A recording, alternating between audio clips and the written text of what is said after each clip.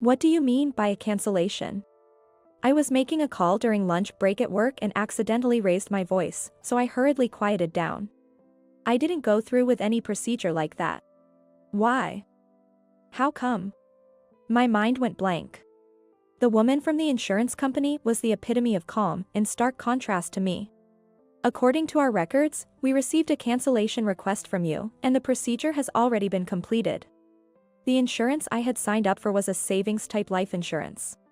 My sister-in-law, Emily, was an insurance agent and had begged me to sign up for a policy that was pricier than the market rate because she had strict quotas to meet. I'm Sophia, a 40-year-old office worker. I live in an apartment with my husband and daughter. Today has been quite a day from the start. My husband, Kevin, announced he had an overnight business trip as soon as he woke up and started packing, while my daughter began to fuss, saying, "I can't find my math textbook." Madison, my daughter, is only in the first grade, so it's understandable that she requires a lot of attention. But I really wish Kevin wouldn't add to the hassle with things like, "Where's my travel bag?" or "Where are my new socks?" It's been a rough year with Kevin. I've been contemplating divorce, which only adds to my frustration. Why can't both of you prepare the day before? When I expressed my disbelief, Madison sincerely apologized, "Sorry, Mom. I'll be more careful next time." So, I was able to respond, "No, it's okay. I should have checked with you yesterday, my bad." But Kevin is a different story. Madison is still young. If you had prepared everything, this wouldn't have happened. Besides, you should have been considerate enough to buy new socks for my trip. His biting remarks really got under my skin. I had no idea about your business trip schedule. Aren't the socks I washed and put in the drawer good enough? I prefer new socks for my trips. What a peculiar preference. I thought to myself but didn't say it out loud. His overnight business trips are rare, maybe once every few months. It must have been scheduled by his company well in advance, even if he didn't mention it. If he needed new socks, he should buy them with his own money or tell me well in advance. Seeing my daughter's tearful face pleading, "Daddy, Mommy, please stop fighting," I turned to her. "Madison, I'm sorry. It's okay. Let's look for it together, quickly." Kevin silently resumed his packing, and I started checking the backpack with my daughter. Glancing at Kevin, I noticed he was packing casual clothes he'd wear on a weekend, not the usual business trip attire. Could this be another affair? It struck me as suspicious. He has cheated twice before. The first time was right before our daughter was born. I considered divorce, but Kevin tearfully apologized. Furthermore, he sought help from his parents to convince me. My mother-in-law pleaded with me, "Please don't divorce my son." My sister-in-law also made a fuss saying, "Please don't abandon my brother," which made me reconsider the divorce. But last year, Kevin cheated for the second time. Just like the first time, he got involved with a girl he met on a dating site. Kevin is the type to speak his mind bluntly, and his actions are quite transparent. He thinks he's being sneaky, but from my perspective, it's almost laughable how obvious he is. He was quickly found out, and then he apologized again, crying. It's pathetic to see him, usually so arrogant, reduced to tears and sniffling. I told him, "If you cause any more trouble, we're definitely getting a divorce," and I made him fill out the divorce papers. Transferred all our savings to my account, and forgave him, but my love for him had completely vanished. He always puts himself first. I can't stand that he doesn't take care of or play with Madison, but I'm thinking of putting up with the divorce until she's a bit older. In the end, the math textbook was easily found in the backpack. Madison left happily, but I was drained from the morning's events. Since I didn't have time to make lunch, I went to a shop near the office during my break. That's when I saw an ad for the insurance company and remembered that my policy was supposed to pay out a bonus after a certain period. It should be deposited around this time. Paying a high premium every month, I need these little joys to keep going. What should I spend the money on when it comes in? It might be nice to buy some new autumn clothes for Madison. I started feeling excited. With a lighter step, I stopped by the bank to check my bank statement and noticed that not only was there no bonus, but this month's insurance premium hadn't been deducted either. Huh? That's strange. Isn't there no deduction in the month we receive the bonus? Initially, I was just puzzled, but remembering the morning's packing incident with Kevin, I got a bad feeling and called the insurance company. Turns out my sister-in-law was off that day. Another lady handled my call, and that's how the cancellation came to light. They said the cancellation payment had already been made, but I haven't received any money in my account. The lady on the phone kept saying that all the paperwork was in order and that the insurance company had followed proper procedures. It's a big issue if someone cancels without the owner's consent. And it seemed like they were indirectly saying it wasn't the insurance company's fault. I'll say this clearly one more time, I had no intention of canceling. I'll check with Emily and my husband. But please make sure to verify with her on your end as well. I made my point strongly and hung up. Before I knew it, my lunch break was almost over, and I no longer had time to eat the lunch I bought, nor did I have the appetite, as other concerns had arisen. When I told my boss I'd like to leave early today, I quickly wrapped up the remaining work. I left the office earlier than usual and immediately called Kevin. If he was truly on a business trip and busy, I couldn't help it. Sophia? Why are you calling? I'm at work. Kevin picked up after a few rings, sounding irritated, yet I could hear lively music in the background. Why does he think he won't get caught? Ridiculous. Sorry about that.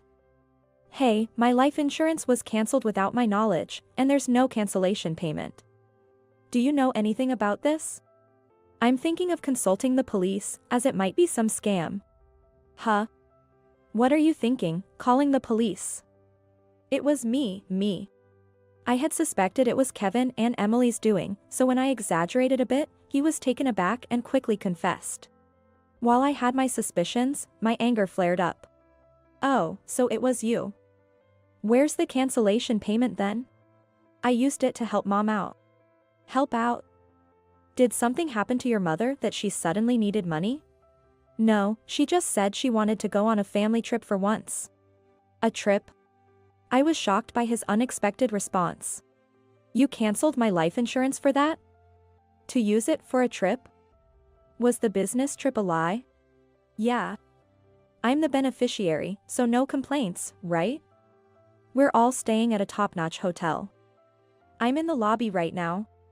And you wouldn't believe the size of the chandelier here. Maybe he thought it was okay, since he got caught. Kevin bragged excitedly. What's that about? I have complaints, plenty of them. Why would you cancel it without telling me?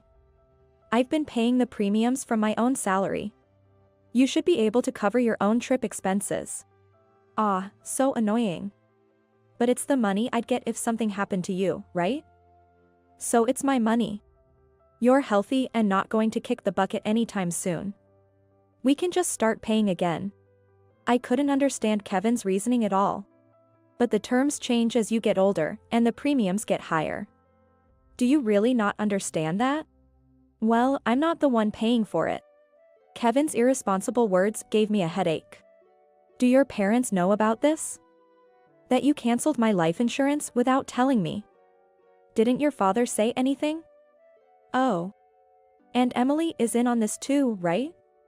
You and Emily forged my signature, didn't you? Well, yeah. Mom and Dad were happy about it, thought it was a good idea. It's your fault for holding on to all our money. I just wanted to have a blast for once. It's not a big deal. We're on a family trip, and everyone's happy. That a family includes your parents and Emily, right? Why aren't Madison and I included? Aren't we your family? Insurance is for emergencies. And it's much happier not to use it. Shouldn't you have consulted me first if you wanted to use it for a trip? You would have said no for sure. You and Madison are together all the time anyway. It's fine for me to be with my real family once in a while. Plus, Emily wanted to sign you up for a new life insurance policy, so it's killing two birds with one stone. For you guys, maybe. Can't believe you. Aren't you embarrassed to make excuses like a child, saying you didn't tell me because I would say no? That's why I didn't want to tell you, because you get angry. So annoying. If you're going to keep nagging, I might as well divorce you. You wouldn't do it anyway. Is he feeling emboldened because he's at a tourist spot? Kevin was bolder than usual. Understood. I hung up the phone.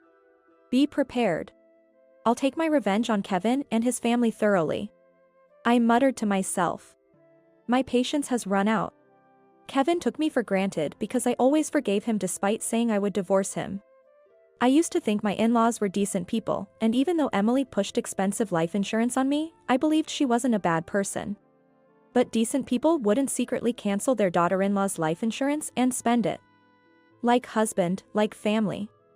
I'll cut ties with all of them. I headed straight to visit the lawyer. I always kept the divorce papers Kevin filled out in my bag as a talisman. I immediately filed for divorce, then picked up Madison from after-school care, and on the way home, I told her about the divorce. She was surprised, but she understood after I explained carefully. When we got home, she asked, "So, Daddy isn't coming home anymore?" "He won't be home tonight because he's staying over somewhere. We're getting divorced, so we'll be living separately. But there's still a lot to prepare." I answered her question cautiously, not fully understanding her intent. "Then let's start cleaning up now. Quick." "What's wrong?" "But we're separated from Dad, right?" "Mom, you don't have to cry anymore."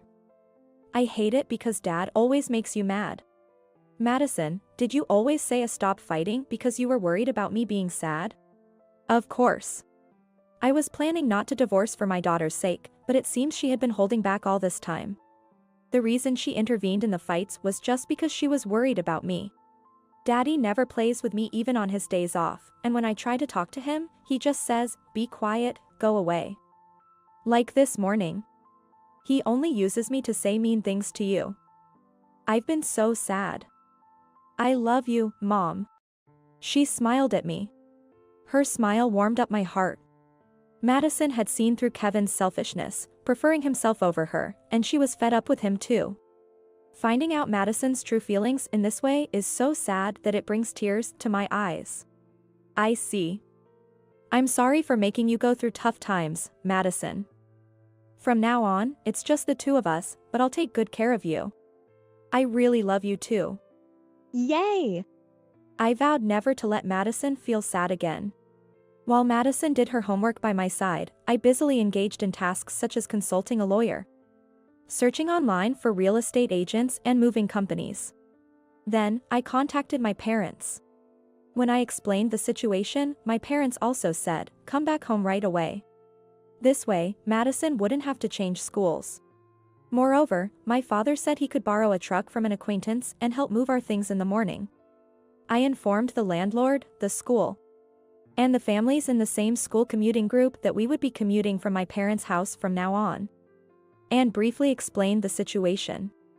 I decided to take care of the detailed paperwork for the school later on and called my workplace to take a day off tomorrow. I wanted to finish most of the things before my husband returned. The next day, my parents came over, and we swiftly moved our belongings to their home. Everything was done before my husband returned, leaving only his belongings in the apartment. I left a note saying, "We are divorced. We are strangers now," and left the apartment. Kevin must have been shocked to find us gone. Serves him right. I felt refreshed imagining his reaction. The reason I could prepare for the divorce so smoothly this time was that I had researched the necessary procedures and preparations during his previous affair. I had told him, "Next time, there will be no discussion, we're getting divorced." And we had agreed that I would have custody and all the marital assets. Thus, Madison and I started a new life at my parents' home. Later, my frantic mother-in-law called me. She probably reached out because I had blocked my husband's number. Given that my husband tends to cry easily despite his bluster, he might be sobbing away. "What are you thinking? Divorcing my son when he hasn't cheated?" She yelled so loudly that it hurt my ears, and I instinctively moved the phone away from me. "Hey, Sophia. It's not too late, apologize to my son now. He's been crying non-stop because he's hurt. Aren't you embarrassed to make such a fuss over this? Apologize? Me? Why?" I was so baffled by her words that I blurted out, "Who are you?" My mother-in-law probably didn't expect such a response from me. Her words abruptly stopped. I was surprised by my own response. Well, yeah, it's me, your mother-in-law. Come on, Sophia, what's wrong with you? You're not senile, are you? You're still young. No, I only have one mother. Are you some kind of scam, like hi, it's me, a phone scam, not giving your full name? I decided to go along with my earlier slip-up.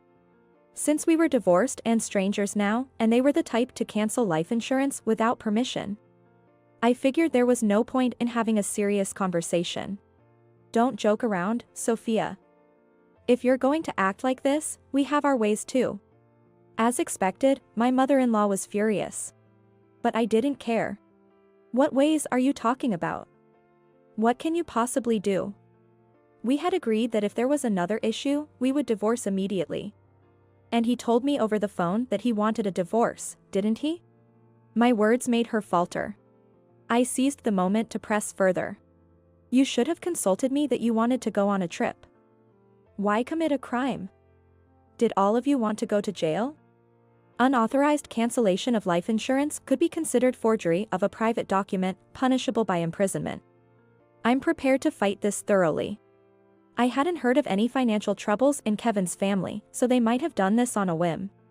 But that's exactly why I couldn't forgive them. What? Wait a minute. We can't be criminals. Please, I'm sorry. Let's talk. Shocked by the mention of imprisonment, my mother-in-law suddenly changed her tone, but it was too late. I hung up the phone and blocked my in-laws' numbers. Later, I heard that Kevin was so shocked by the divorce that he quit his job and became a recluse. Regarding the life insurance, we settled the matter through the out-of-court settlement system for insurance disputes. My sister-in-law was fired from the insurance company, even making minor news. Because of this, my in-laws became the talk of the neighborhood and were criticized by relatives for lacking common sense and being shameful, making them feel isolated. Since both Kevin and sister-in-law couldn't work, they seemed to be in financial trouble. Meanwhile, Madison and I are living freely and happily at my parents' home. As much as I caused my daughter trouble, I want to raise her with lots of love from now on.